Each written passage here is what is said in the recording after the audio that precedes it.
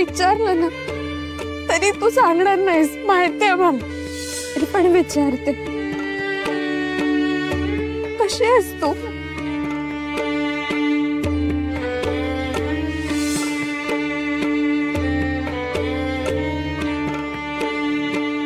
उमाईला कळलं असेल का सगळं? विठुऱ्या, तू कृपा केलीस म्हणून उमाई नदीवरून येतानाच भेटली. ती जर घरी आली असती तर? हा, भेटली ना व माय. विठुरायानंच धाडली होती तिला तुमचं डोळं पुसाय. पण तुम्ही असं का वागता? आईच्या कुशीत मन मोकळं करायचं असते हो. त्यासाठीच तर आली होती ती माऊली. पण तुम्ही काय बी नाही सांगितलं. जीवाला रुतलेला, जीवाला सोलणारा काटा अलगत काढायला आली होती ती. आणि तुम्ही काय बी नाही सांगितलं. रातभर तुम्हाला घराच्या बाहेर ठेवलं. तुमचा एवढा छळ करतात, काहीतरी सांगायचं नाव. तुमच्या मनाचा भार हलका झाला असता. अगं गंगा मावशी, माझ्या मनावरचा भार हलका झाला असता, पण अप्पा उमाईनं खूप चढ झाला असता. मी काही सुद्धा सांगितलं असतं ना तर उमाई अप्पा आजीला खूप वाईट वाटलं असतं. आणि गंगा मावशी, मला त्यांना त्रास द्यायचा नाहीये ग अजून. आधीच दागिन्यांच्या प्रकरणामुळे खूप त्रासावलेले. गंगा मावशी, तुला माझी शपथ आहे, खरंच कोणालाही सांगू नको की मला उमाई भेटली होती. नाहीतर ते माझ्या मायप्पांना परत बोल लावते. कुठून इतकी समजूत, इतकं शांतपण आलंय हो तुमच्या अंगी? घरच्यांना कवा तुमची किंमत कळणार आहे त्या विठुरायालाच ठाप. सुख येऊ दे तुमच्या पदरी. कसा निर्मळ जीव आहे.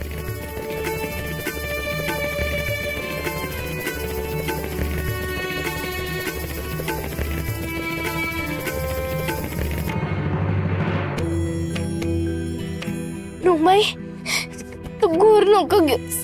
मी खरंच खूप सुखात आहे. तू सांगितल्याप्रमाणेच वागते मी. मला आता अजिबात शिक्षा देत नाहीये. खरंच मला त्यांनी घरात पण घेतलंय. मी खूप आनंदात आहे.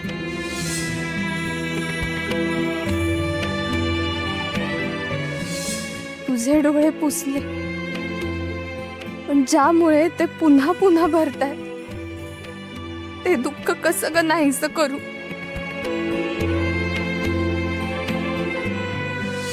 सखू, अगं आई आहे ग मी तुझी.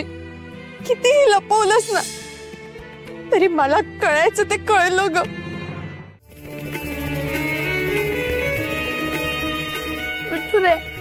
आता कळशी पण जड झाली आणि मन पण. उमाईपासून पहिल्यांदाच मनातलं लपवलं. उमाई, येऊ का? नको ग बाळा. सासरची रीत, सासरचा उंबरा अडवेल ना तुला. अडवेल मला? अडवेल तुला. बाहेरची ओढ, बाहेरची वाट ठाऊक आहे मला. नको ग राणी, नको तू येऊ. सासूची आज्ञा मोडायची नाही, सासरची रीत तोडायची नाही.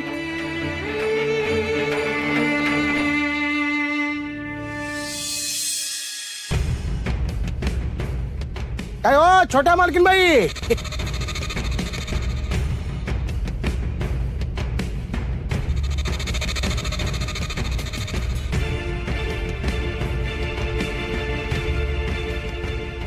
नाही म्हणजे सासूबाईंचा राग निवळला वाटतं.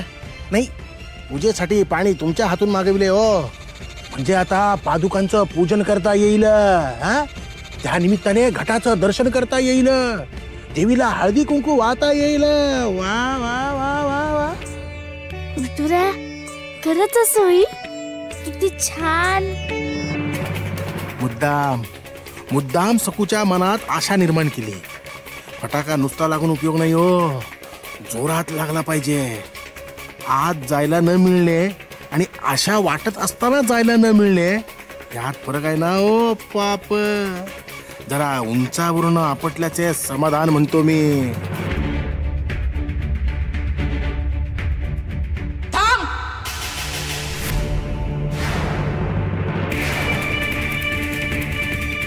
पाय मागे घे, पाय मागे घे.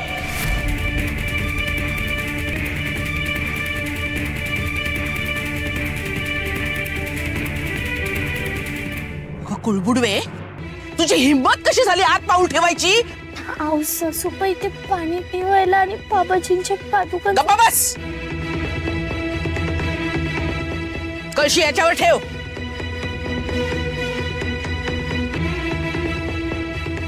पाय खाली घे.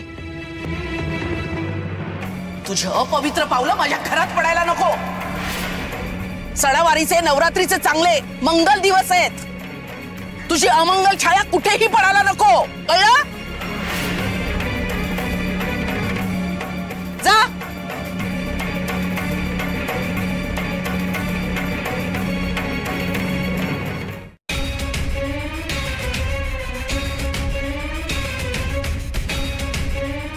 ताठा नडतोय ओ. विठ्ठल नामाचा म्हणतोय मी. बाबाजींना शरण गेलीस तर ही वेळ येणारच नाही हो. विठ्ठल विठ्ठल करण्यात शिवप्पा भिकेला लागला. तुझं घरदार सुटण्याची वेळ आलीये. बाबाजींना शरण जा, म्हणजे सगळी संकट दूर होतील. तुझी सासू नाचेल हो, तुला डोक्यावर घेऊन म्हणतो मी.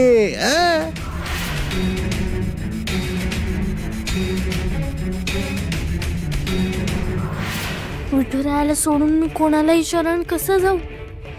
बाबाजी तर खोटारडे, दुष्ट आहेत. विठुरायाचा सारखा अपमान करत असतात.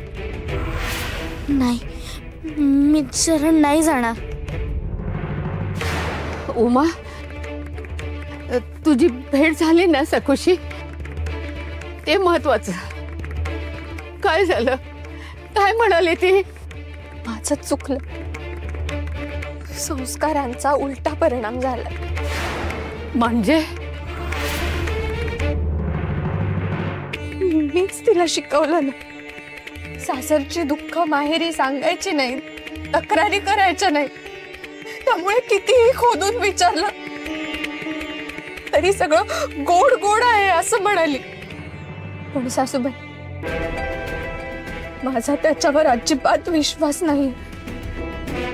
सखू सासरी पोहोचलीये खरं, पण त्रासात आहे. पुढे सखू काही म्हणू दे, पण सखूचा निरागस चेहरा खरं काय ते लपवूच शकत नाही. अप्पाने आजीला सांग की सखू खूप सुखात आहे. अजिबात काळजी करू नका. तिचे डोळे भरलेले होते तरी ती मोठं नाचून म्हणत होती, मी छान आहे, मी छान आहे. काय बोलू यावर मी आता? पण ती सुखरूप पोचली आणि पूजेसाठी नदीवर पाणी आणायला गेली, म्हणजे घरातही गेली. ज्या प्रश्नांनी आपल्याला भांडावलं होतं त्याची तर उत्तरं मिळाली ना. खरंय, सखू सुखरूप आहे आणि सासरी पोचलीये हे मान्य. त्याबद्दलची चिंता पेटली.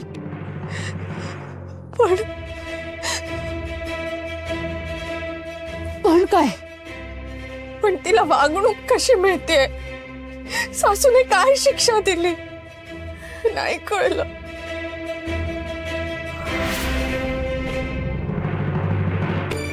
हो ना, तिची कजाग सासू तिला शिक्षा देतच असणार. अगं, इथं आपल्या समोरच सखूला कचा कचा कचा कशी बोलत होती ती. आता तिच्या घरात म्हणजे तिचंच राज्य, तिला कडक शिक्षा देत असणार. जाच तर होतोच,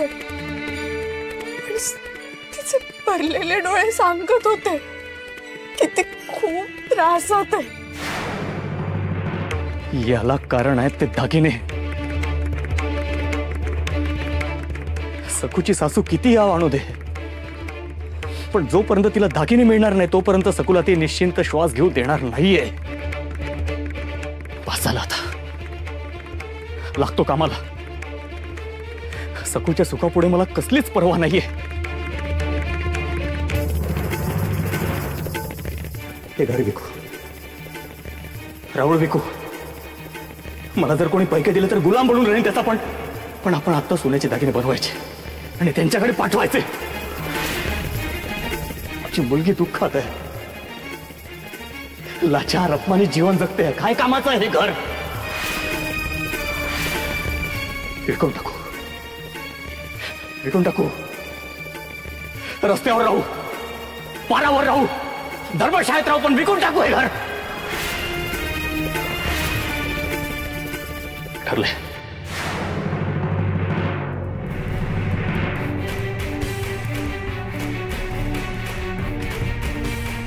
कुठे आहेत धाकट्या राणी सरकार? त्यांना न्याहारीचा नजराणा द्यायचा आहे ना? अहो कशाबाई बोलला होता. बिचारे हक्काचं घर असून भिकाऱ्यावानी अंगणात बसलेत. तुला माझं दुःख कळायचं नाही ग? ज्याचं जळतं ना त्यालाच कळतं. ही सखू माझी सून आहे ना, मग सुनेनं सासूची सेवा करायची की सासून सुनेची? आता ती अंगणात बसली काय किंवा नदीकाठी जाऊन बसली काय? तिला जाऊन न्याहारी मलाच द्यावी लागणार आहे. मोठ्या महाराणी साहेबांचा आदेश आहे ना. अहो म्या आहे की, म्या नेऊन देते त्या. नाही नाही, नको नको, त्यावरून सुद्धा मलाच ऐकावं लागेल.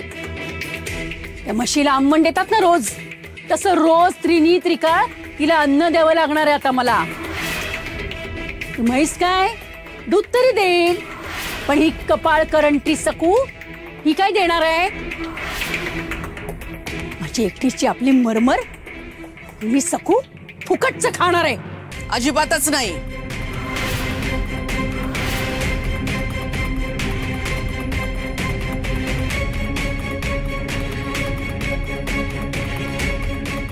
कुणाला फुकटचं खाऊ घालायचा प्रश्नच येत नाही.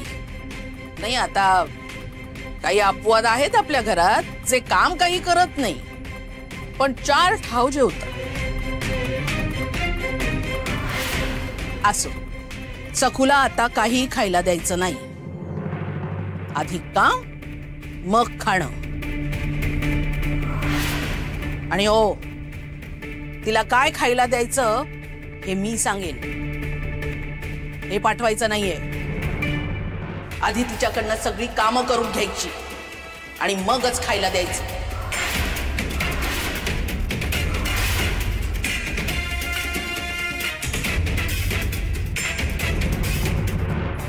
बसून खाते असं रमाई कोणाला उद्देशून म्हणाली? यमुनेलाच फुकटी म्हणाली महामाया. बरी अत्तल घडली. मी तर मरेस्तोवर काम करते.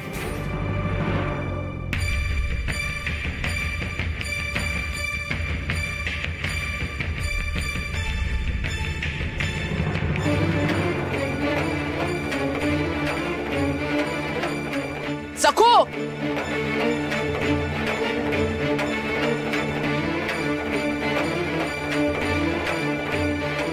घराबाहेर काढलं म्हणून अशी म्हशीसारखी लोळत बसणार आहेस का? घरातली कामं कोण करणार? तुझा बाप?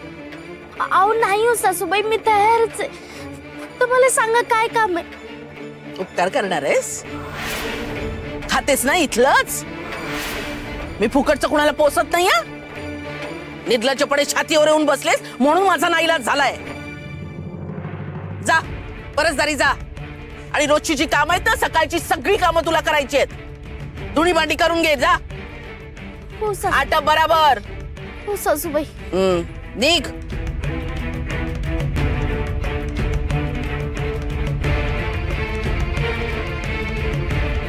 तिच्याशी कसंही वागा, कसंही बोला, नुसती हसत मान डोलवत असते.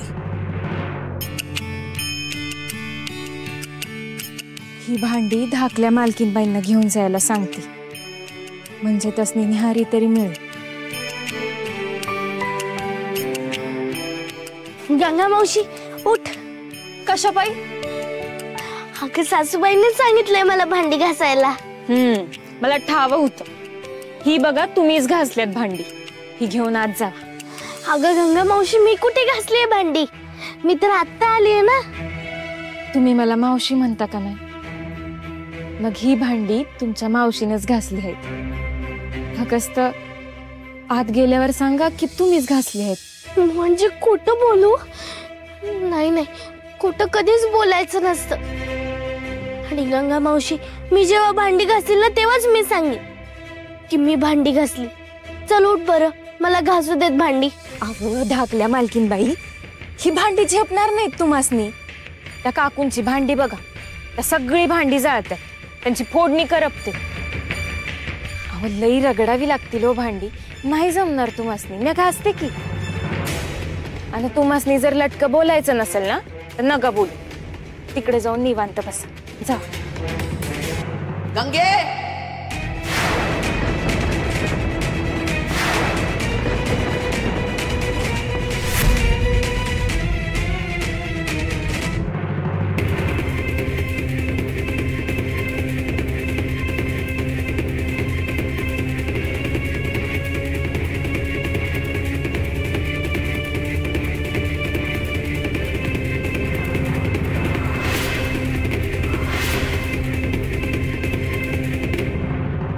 निवांत बसवायला आणले का तिला लग्न करून इथे?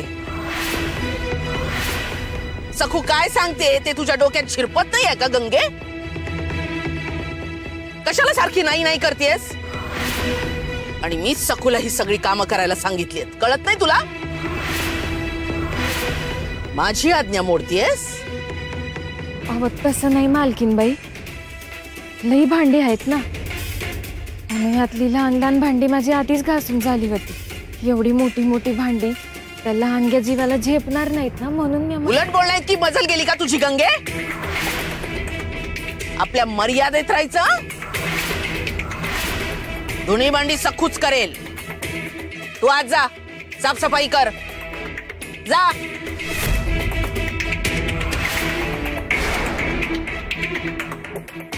कशाला अशी घुटमळतीयस?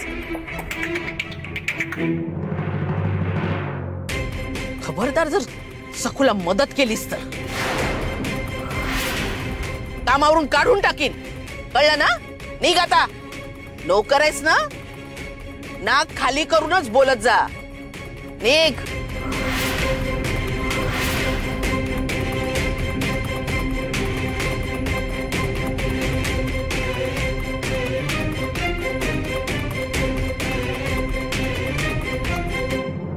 काय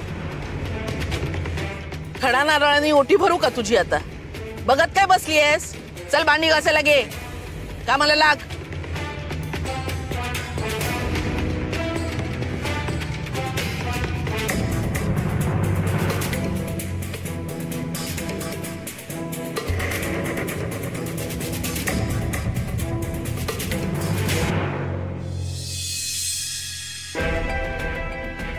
ते आहे कुठे सकाराम दादा? बोलवा त्यांना. अय्यो मालक, 3 महिन्याच्या व्याजाची थकबाकी आहे म्हणतो मी. मला बघितलं की समोर येतच नाही हो तो. मालक घ्या, गुळ पाणी घ्या. पाणी लोणी काही नको रे. व्याज हवंय, व्याज. 3 महिन्याचा व्याज बाकी आहे रे, ते दे लवकर. नाहीतर मालक तुझ्या घरावर आणतील बघा, जप्ती म्हणतो मी. हो हो हो दामू काका, जरा दमानं घ्या. आपण आलोय याचा अर्थ उमगतो त्यांना. मुद्दाम जोर देऊन सांगायची गरज नाही.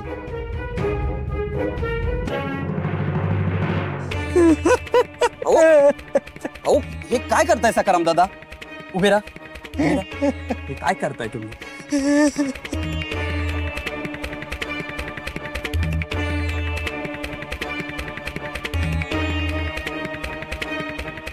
हा काय प्रकार आहे? मालक, ते माझी मुलगी सत्यवती, तिच्या लग्नासाठीच तुमच्याकडून कर्ज घेतलं होतं. तुमचं व्याज बाजूला काढून ठेवत होतो बरं का. पण आता मुलगी पहिल्या सणाला घरला आले ना, दसरा आलाय ना. आता लेकीला जावयाला एक एक दागिना नाही घेतला तर सासरचे तिला उगाच बोल लावते.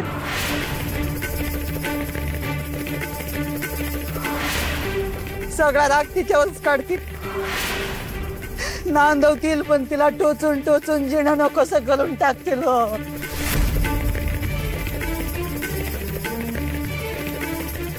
खोटारड आहे तुझा बाप. सासूबाईने सांगा ना, मला घराच्या बाहेर नका काढू, नका काढू. जेव्हा सोन्याचे दागिने घेऊन येशील तेव्हाच घरी परत ये. माझ्या लेकीला जर इथंच माहेरी सोडून गेले तर माझ्या लेकीचं आयुष्य बरबाद होईल. आता तुम्हीच सांगा मी काय करू. आता मी व्याज दिलं तर माझ्या लेकीचा संसार उधळलो, आणि व्याज नाही दिलं तर माझ्या घरावर जप्ती. आता मी काय करू मालक, मी काय करू.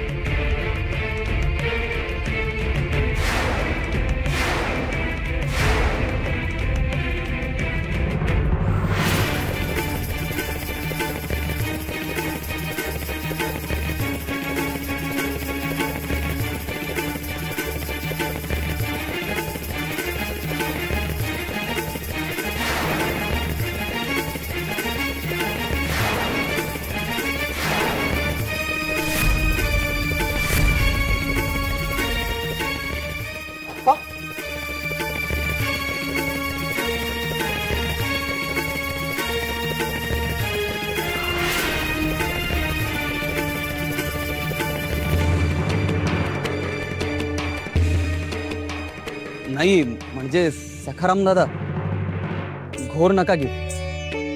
आधी सत्यवतीचा दसरा सण साजरा करा. व्याज देण्याची घाई करू नका. ते आपण नंतर बघू. मुदत वाढवून दिलीये असं समजा.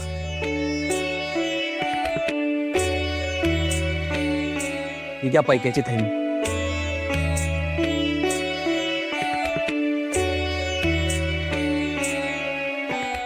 काळजी करू नका. दाखले मालक, तुम्ही अक्षी मोठ्या मालकासारखे दयाळू आहेसा बघा. आम्हा गरिबांचा तुम्हाला आशीर्वाद लागेल बघा. तुमचा संसार सुखाचा होईल.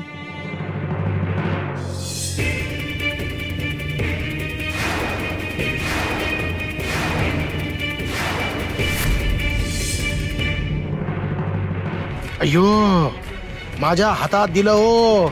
ऐत कोलीत म्हणतो मी.